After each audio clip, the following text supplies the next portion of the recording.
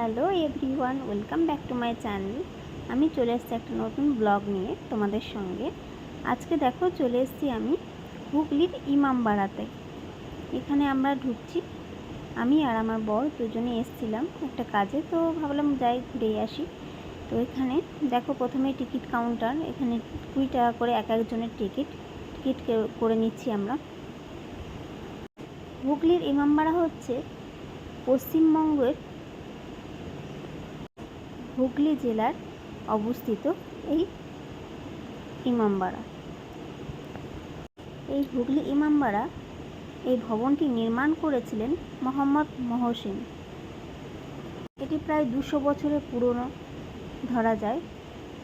এই ইমামবাড়াতে আছে প্রায় অনেক কটা দুয়ার, তার মধ্যে মুখ্য দুয়ারেই আছে একটা ঘড়ি। তো সে তার 1 ঘন্টা পর পর সে ঘড়িটা বাজে। আর সান ক্লক দেখবো এখন, সূর্য ঘড়ি। হ্যাঁ না, আর সূর্য ঘড়িটা আগের মতো নেই। হ্যাঁ, ব্যান্ডেল চার্চ থেকে ডাইরেক্ট নৌকায় করে এখানে আসে। এখানে হ্যাঁ, গঙ্গার পাড়ে ওই যে এটা ধারে ব্যান্ডেল চার্চটা আছে, চার্চ থেকে নৌকায় করে এখানে চলে আসে। হেভি জায়গা না, কি সুন্দর গঙ্গার ধারে। আর যখন মানুষজন থাকতো এখানে কি সুন্দর গো। সুন্দর না? ফাঁকা ফাঁকা কেমন? হ্যাঁ ফাঁকা, কত লোক থাকতো এখানে। আমাদের মতন কাপেলরা দেখলে বলবে কি প্রেম করার জায়গা, যে ঘুরে গিয়ে ঢুকে বসে থাকে এইখানে। না ওইসব হয় না। না, ভাববে ওরা। দেখো night guard room, night guard room. হ্যাঁ ওই তো লেখা আছে। হ্যাঁ, নাইট গার্ড রুম। এখন এই ইমামবাড়া এই ঘরগুলো না সব ঠিক করছে, রং করছে। তো এখন কাজ চলছে। জল তেষ্টা পেয়েছে, এই যে পায়রাটা জল তেষ্টা পেয়েছে। আরেকবার জল দাও তুমি। এই দেখো পায়রাটাকে একটু জল দিয়েছে, সেই জলটা কিভাবে খাচ্ছে। এই দেখো জল দিচ্ছে, এই দেখো কিভাবে পায়রাটা সেই জলটা খাচ্ছে।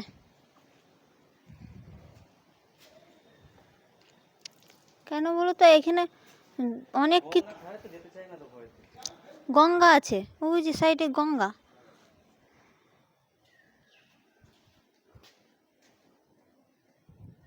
কেমন করে জলটা খাচ্ছে দেখো, এত জল তেষ্টা পেয়েছে ওর।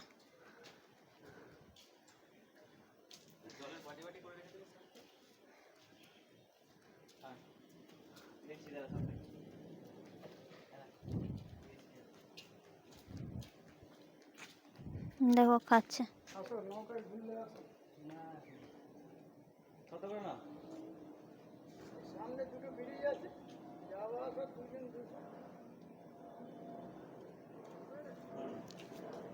ওখানে নৌকাও আছে, নৌকা বোটিং করতে পারবে গঙ্গায় এসে। আর আমার বরকে দেখো এই যে জল নিয়ে নিয়ে নিয়ে পায়রাটাকে দিচ্ছে।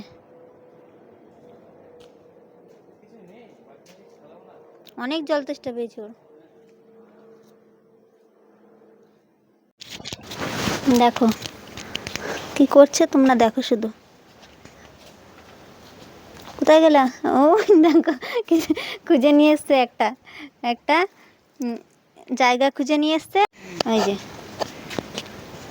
জায়গাটা দিয়েছে, ওখান দিয়ে খাবে। ওখান দিয়ে খাচ্ছে। জঙ্গলি পায়রা না, খাবে ওটা বুঝতে পারিনি এখনো। খেয়ে জঙ্গলি নেবে, পায়রা না। খেয়ে নেবে। চলো আমরা ঘুরে আসি। ধরা যাবে স্যার?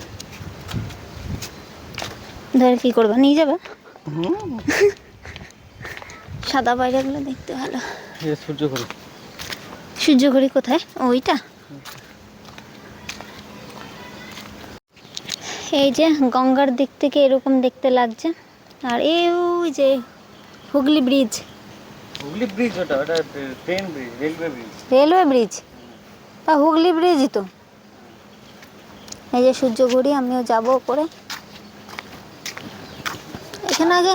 এখানে আগে অনেক লোকজন থাকতো বুঝলে, বিকালে দেখো বসার জায়গা কি সুন্দর। বিকেলে সব আসে, তাই বলছি। ঘুরে এখানে বসে, গঙ্গা দেখে,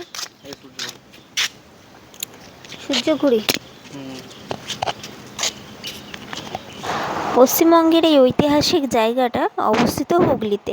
আপনারা এখানে আসতে গেলে প্রথমে ব্যান্ডেল স্টেশনে নামবেন, তারপর এখান থেকে টোটো বা অটো করে খুব কাছেই আপনারা এটা ইমামবাড়া পেয়ে যাবেন।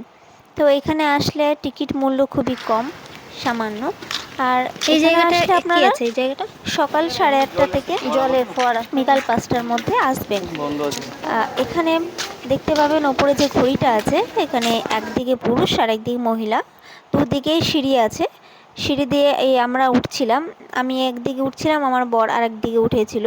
এখানে একা উঠতে যাবেন না, যারা ভয় পাবেন একা উঠবেন না, সঙ্গে কাউকে নিয়ে উঠবেন। কারণ এখানে সিঁড়িগুলো সত্যি 150টা সিঁড়ি ভেঙে তারপরে উপরে উঠতে হয়েছে। মেশিন ঘর, ঘন্টার এখনো সিঁড়ি চলছে। বাপরে,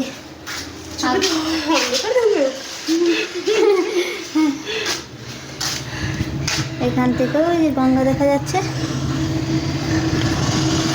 আর এখানে এইটুকুই জায়গা, এই কারণেই হয়তো ছেলে মেয়ে একসঙ্গে আসতে দেয় না।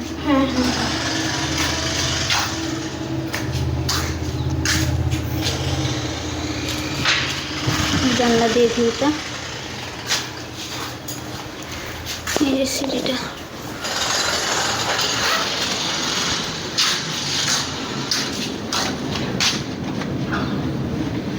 একা আসা সত্যি ভয় লাগবে। হ্যাঁ, একা আসলে না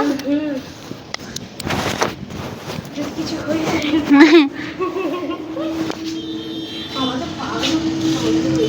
ইমামবাড়ার কিছু গুরুত্বপূর্ণ লেখা এখানে আছে। দেখো, যেমন মীর কেরামত আলী এই ঘড়িটি নিয়ে এসেছিলেন বিলাত থেকে। হুগলির ইমামবাড়ায় প্রায় 20 বছর ধরে ইমামবাড়াটি তৈরি করেছে। আমাদের ঘোরা হয়ে গেছে, এখন আমরা বেরোচ্ছি। হ্যাঁ, আমাদের আজকের ব্লগটা এখানেই শেষ হচ্ছে। আমরা আবার দেখা হবে নেক্সট একটা নতুন ব্লগ নিয়ে। তো যারা নতুন আছে অবশ্যই একটা করে সাবস্ক্রাইব করে পাশে থাকবে।